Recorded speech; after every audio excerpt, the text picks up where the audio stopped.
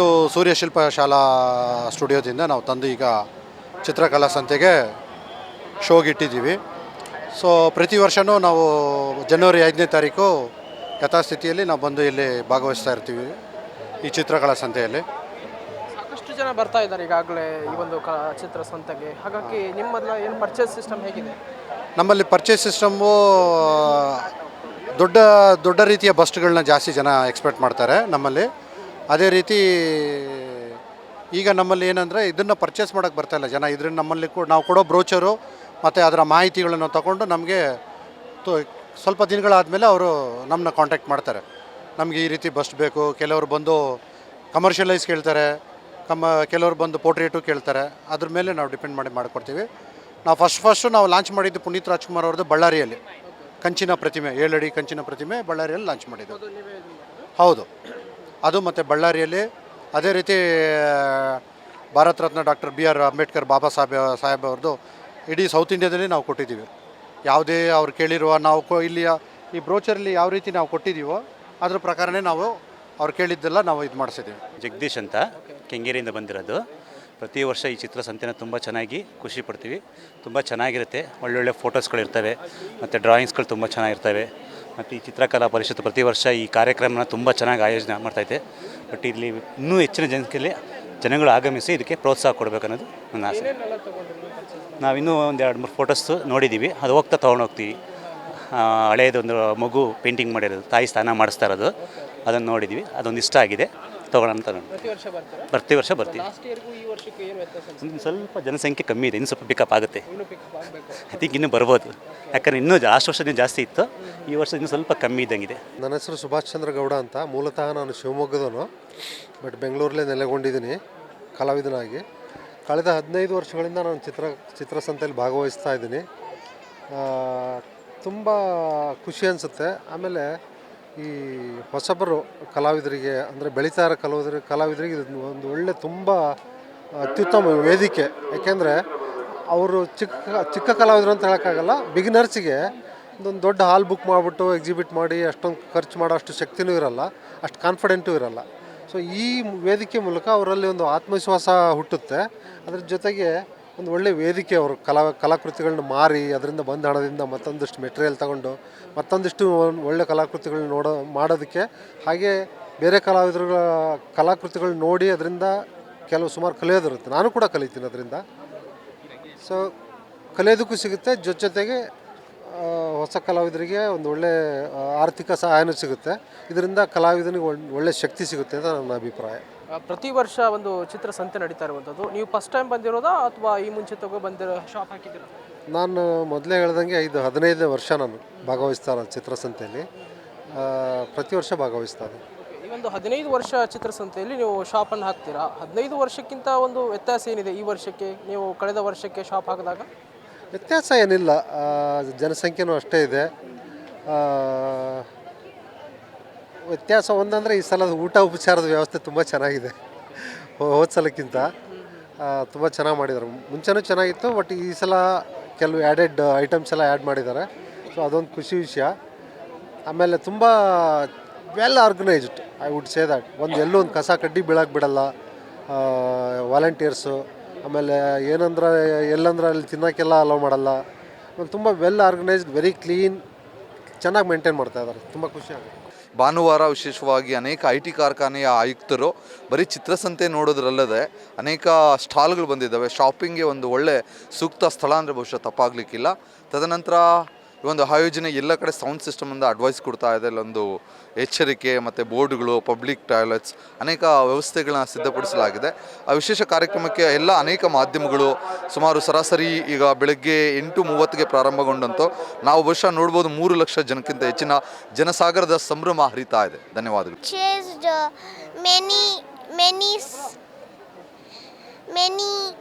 The paintings was very nice. The paintings was very nice. like Buddhas, and the shading was very nice. Visit ಮಾಡ್ತಾ ಇರೋದು ಚಿತ್ರಸಂತೆಗೆ. ಭಾಳಷ್ಟು ಅಂದರೆ ಕೇಳಿದ್ವಿ, but visit first time ಮಾಡ್ತಾ ಇರೋದು. ತುಂಬ ಚೆನ್ನಾಗಿದೆ. ಬಹಳಷ್ಟು ಅಂದರೆ ಬೇರೆ ಬೇರೆ ಆರ್ಟಿಸ್ಟ್ಗಳನ್ನು ನೋಡಲಿಕ್ಕೆ ಇದಾಯಿತು, ಮತ್ತು ಬೇರೆ ಬೇರೆ ಟೈಪ್ ಆಫ್ ಪೇಂಟಿಂಗ್ಸು ತುಂಬ ಅಂದರೆ ತುಂಬ ಚೆನ್ನಾಗಿದೆ. ಆ್ಯಂಡ್ ವೈಡ್ ರೇಂಜ್, ತುಂಬ ಸಣ್ಣ ಪೇಂಟಿಂಗಿಂದ ಹಿಡಿದು ವಾಟರ್ ಕಲರ್ ಇರ್ಬೋದು, ಮ್ಯೂರಲ್ ಪೇಂಟಿಂಗು, ಆ್ಯಕ್ರೆಲಿಕ್ಕು, ತುಂಬ ವೆರೈಟೀಸ್ ಆಫ್ ಪೇಂಟಿಂಗು. ತುಂಬ ಖುಷಿ ಆಯಿತು. ಒಂಥರ ನಮ್ಮ ತುಂಬ ಏನು ಯಾವಾಗಲೂ ಜಂಜಾಟದಲ್ಲಿರ್ತೀವಿ ಕೆಲಸ ಅದು ಇದು ಅಂತ, ಅದಕ್ಕಿಂತ ತುಂಬ ರಿಲ್ಯಾಕ್ಸಿಂಗ್. ನಾವು ಬೆಂಗಳೂರೇ ಸರ್, ಸೋಲ್ದೇವನಹಳ್ಳಿ ಹೆಸರುಘಟ್ಟ ಸೈಡಿಂದ. ನಾನು ಒಂದು 2 ಪೇಂಟಿಂಗ್ಗಳನ್ನು ತೊಗೊಂಡಿದ್ದೀನಿ, ಇನ್ನೂ ತೊಗೊಬೇಕು. ಇಲ್ಲಿ ಸುಮಾರು ಶಾಪ್ ಇರೋದ್ರಿಂದ ಫಸ್ಟಿಗೆ ತೊಗೊಂಡು ಬೇರೆ ಇದು ಮಾಡೋ ಬದಲು ಎಲ್ಲ ನೋಡ್ಕೊಂಡ್ಬಿಟ್ಟು ಆಮೇಲಿಂದ ತೊಗೊಳ್ಳೋಣ. ಭಾಳ ಅನುಕೂಲ ಆಯಿತು ಸರ್. ಇದನ್ನು ಅಂದರೆ ಒಂದೇ ದಿನಕ್ಕೆ ಮುಗಿಯುವಂಥದ್ದಲ್ಲ ನೋಡಿ, ಒಂದೇ ದಿನ ಇರೋದ್ರಿಂದ ಯೂಶ್ವಲಿ ಚಿತ್ರಕಲಾಗೆ ನಾವು ಯಾವಾಗಲೂ ಬರ್ತಾ ಇರ್ತೀವಿ, ಬಟ್ ಹೊರಗಡೆ ಈ ರೀತಿ ಪೇಂಟಿಂಗ್ಸ್ ಕಡಿಮೆ, ಯಾವಾಗಲೂ ಒಳಗಡೆ ಎಕ್ಸಿಬಿಷನ್ ಇದರಲ್ಲಿ ಮಾತ್ರ ಇರುತ್ತೆ. ಸಂಡೇ ತುಂಬ ಜನ ಇದ್ದಾರೆ, ಆ್ಯಂಡ್ ಪಾರ್ಕಿಂಗ್ ಸ್ವಲ್ಪ ದೂರ ಆಯಿತು, ಬಟ್ ದಟ್ಸ್ ಓಕೆ. ಯಾಕಂದರೆ ಇಷ್ಟೊಂದು ಇಲ್ಲೆಲ್ಲ ಶಾಪ್ಸ್ ಇರೋದ್ರಿಂದ ದಟ್ಸ್ ಓಕೆ. ಬಟ್ ಸಂಡೇ ಇರೋದ್ರಿಂದ ಒಳ್ಳೆಯದಾಯಿತು. ಬಟ್ ಒಂದು ದಿನದಲ್ಲಿ ನೋಡ್ಲಿಕ್ಕೆ ಆಗೋದಿಲ್ಲ, ಖಂಡಿತ ಆಗೋದಿಲ್ಲ. ಆ್ಯಂಡ್ ಕಲಾವಿದರಿಗೆ ಒಳ್ಳೆ ಅವಕಾಶ, ಅವರಿಗೂ ಅವಕಾಶ, ಪ್ಲಸ್ ನಾವು ಅವ್ರ ಜೊತೆ ಮಾತಾಡ್ಬೋದು. ಅವ್ರ ಶಾಪಲ್ಲಿ ಅವರೇ ಇರೋದ್ರಿಂದ ಅವ್ರ ಪರ್ಸ್ಪೆಕ್ಟಿವ್ ಏನು, ಯಾವ ಮೀಡಿಯಮ್ ಬಳಸಿದ್ದಾರೆ, ಸೊ ನಮಗೂ ಕೂಡ ಒಂದು ಲರ್ನಿಂಗ್ ಎಕ್ಸ್ಪೀರಿಯನ್ಸ್, ಪ್ಲಸ್ ಅವರಿಗೂ ಕೂಡ ಅವ್ರದ್ದು ಏನು ಪರ್ಸ್ಪೆಕ್ಟಿವ್ಸ್ ಇತ್ತು ಅದು. ಅಂದರೆ ಯೂಶ್ವಲಿ ಏನಾಗುತ್ತೆ, ನಾವು ಬೇರೆ ಕಡೆಯಿಂದ ಪರ್ಚೇಸ್ ಮಾಡಿದ್ರೆ ನಮ್ಗೆ ಆರ್ಟಿಸ್ಟ್ ಜೊತೆ ಡೈರೆಕ್ಟ್ ಕಾಂಟ್ಯಾಕ್ಟ್ ಮಾಡ್ಲಿಕ್ಕಾಗಲ್ಲ. ಇಲ್ಲ, ಅವ್ರ ಜೊತೆ ಮಾತಾಡಿ ಇದು ಮಾಡೋದು ಅದೊಂದು ಒಳ್ಳೆಯ ಅನುಕೂಲ. ಒಂದು ಫಸ್ಟ್ ಟೈಮ್ ಇದು ಆ್ಯಕ್ಚುಲಿ ಇಬ್ಬರು ಆರ್ಟ್ ಮಾಡ್ತೀವಿ, ಸೊ ಸ್ವಲ್ಪ ಇನ್ಸ್ಪಿರೇಷನ್ ಸಿಗುತ್ತೆ ಇಲ್ಲಿ ಬಂದಾಗ. ತುಂಬ ಖುಷಿ ಆಯಿತು. ಪ್ರತಿ ಒಂದೊಂದು ಪೇಂಟಿಂಗ್ ನೋಡಿದಾಗ್ಲೂ ಮಾಡೋದು ತುಂಬ ಇದೆ, ಕಲಿಯೋದು ತುಂಬ ಇದೆ ಅನ್ನಿಸ್ತು. It's very nice.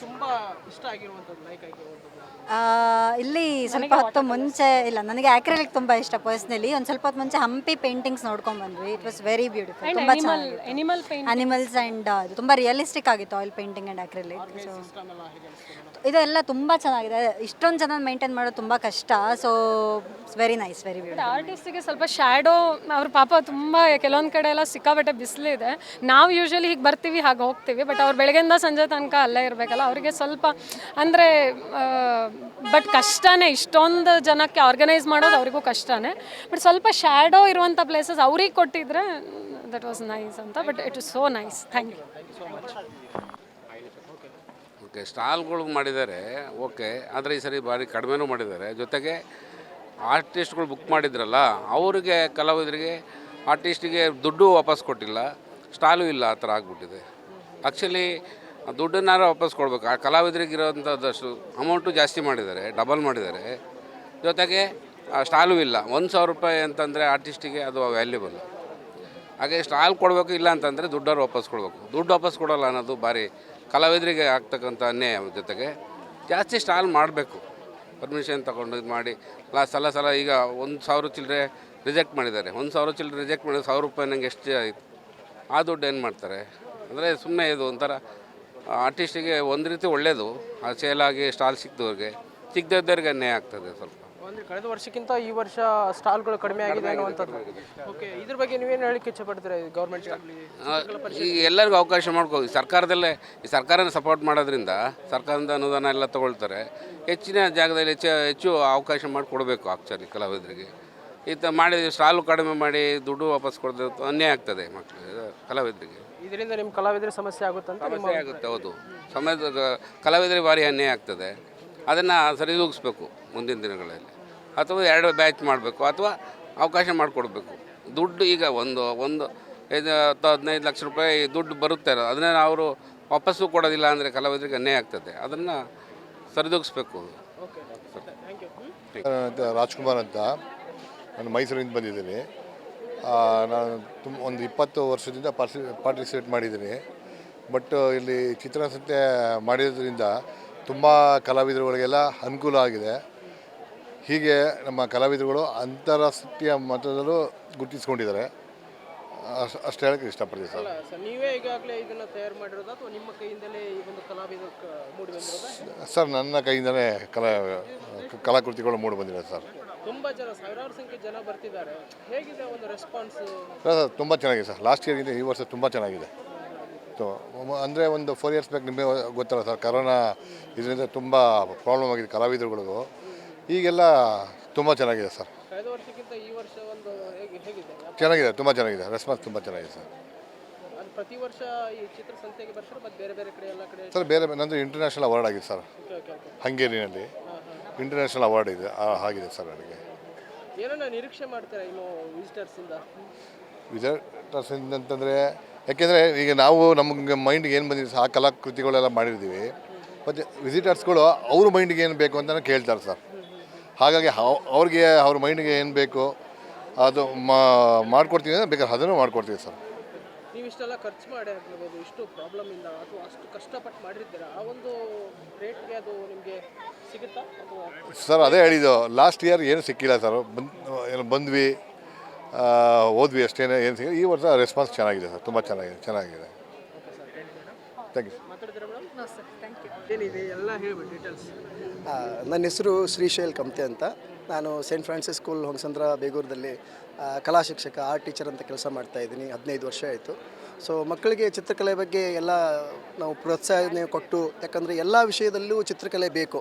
ಸೊ ಅದಕ್ಕೆ ಚಿತ್ರಕಲೆಯನ್ನು ಅಷ್ಟು ನಿರ್ಲಕ್ಷ್ಯವಾಗಿ ಮಾಡಿ ಸಿಂಪಲಾಗಿ ಒಂದು ಏನೋ ಗ್ರೇಡ್ ಕೊಡಬೇಕು ಆ ಥರ ಮಾಡಲ್ದೇ ಅವ್ರಿಗೆ ಎನ್ಕರೇಜ್ ಮಾಡಿಬಿಟ್ಟು ಮಕ್ಕಳಿಗೆ ಒಂದು ಕಲೆ ಬಗ್ಗೆ ಎಲ್ಲ ಮುಂದಿನ ಫ್ಯೂಚರ್ದಲ್ಲಿ, ಇವಾಗ ಬರೀ ಇಂಜಿನಿಯರು ಡಾಕ್ಟರ್ಸು ಅಷ್ಟೇ ಆಗೋದ್ರಲ್ಲ, ಕಲೆಯಲ್ಲೂ ಆ್ಯನಿಮೇಷನ್ ಆಗಲಿ, ಗ್ರಾಫಿಕ್ ಡಿಸೈನಿಂಗ್ ಆಗಲಿ, ಆಮೇಲೆ ಪ್ರಾಡಕ್ಟ್ ಡಿಸೈನ್ಸ್ ಆಗಲಿ, ಎಷ್ಟೊಂದು ಫೀಲ್ಡ್ಗಳಿದೆ. ಅದ್ರ ಬಗ್ಗೆ ಅವ್ರು ಅರಿವು ಮೂಡಿಸಿದ್ರೆ ಅವ್ರದ್ದೇ ಆದಂಥ ಒಂದು ಫ್ಯೂಚರನ್ನು ಕಟ್ಕೋತಾರೆ. ಆ ನಿಟ್ಟಿನಲ್ಲಿ ನಾನು ಕಲಾಕೃತಿಗಳನ್ನು ಮಾಡಿಬಿಟ್ಟು ಇವಾಗ ಬೇರೆ ಬೇರೆ ನಿಸರ್ಗ ಚಿತ್ರದಾಗಲಿ, ಆಮೇಲೆ ಹಂಪಿಗೆ ಈ ಥರ ಎಲ್ಲ ಮಾನ್ಯುಮೆಂಟ್ಸ್ ಆಗಲಿ, ಎಲ್ಲ ವಿಷಯಗಳ ಬಗ್ಗೆ ನಾನು ಚಿತ್ರಕಲೆಯನ್ನೆಲ್ಲ ಮಾಡ್ತಾ ಇರ್ತೀನಿ. ಮಕ್ಕಳಿಗೆ ಒಂದು ಪ್ರೋತ್ಸಾಹ ಕೊಡ್ತಾ ಇರ್ತೀನಿ. ಮಕ್ಕಳು ಕಲಿಬೇಕು, ಅವ್ರದ್ದೇ ಆದಂಥ ಒಂದು ಜೀವನನ ಈ ಕಲೆಯಲ್ಲಿ ರೂಪಿಸ್ಕೋಬೇಕು ಅಂತ ಒಂದು ಆಸೆ. ಎಷ್ಟು ವರ್ಷದಿಂದ ನೀವು ಮಾಡ್ಕೊತಾ ಬರ್ತಿದ್ದೀರಾ? ನಾನು ಇವಾಗ 30 ವರ್ಷ ಆಯಿತು ಈ ಕಲಾ ಕ್ಷೇತ್ರದಲ್ಲಿ.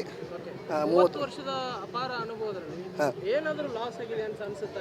ಏನೂ ಇಲ್ಲ. ಯಾಕಂದರೆ ನನ್ನ ಕಲೆಗೆ ಬಂದಿರೋದು ನನಗೆ ಒಂದು ದೇವ್ರದ್ದು ಕೊಡುಗೊರೆ ಅಂತ. ಉಡುಗೊರೆ, ಯಾಕಂದರೆ ದೇವರು ಕೊಟ್ಟಂಥ ಉಡುಗೊರೆ ಅದು ಶಾಶ್ವತ.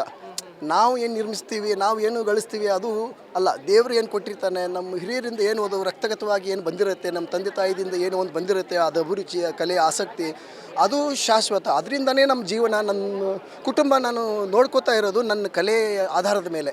ಸೊ ನಾನು ಯಾವತ್ತೂ ಬೇಜಾರು ಅದು ಇದು ಯಾಕಪ್ಪ ಇದನ್ನು ಸೆಲೆಕ್ಟ್ ಮಾಡ್ಕೊಂಡು ಯಾವತ್ತೂ ಅನಿಸಲ್ಲ. ನನಗೆ ಒಂದೊಂದು ಹೆಮ್ಮೆಯ ವಿಷಯ ಇದು ಕಲೆ ಬಗ್ಗೆ. ಇಷ್ಟು ವರ್ಷದ ಚಿತ್ರಸಂತೆಗೂ ಈ ವರ್ಷದ ಚಿತ್ರಸಂತೆಗೂ ಏನು ಒಂದು ವ್ಯತ್ಯಾಸ ಅನಿಸುತ್ತೆ ನಿಮಗೆ?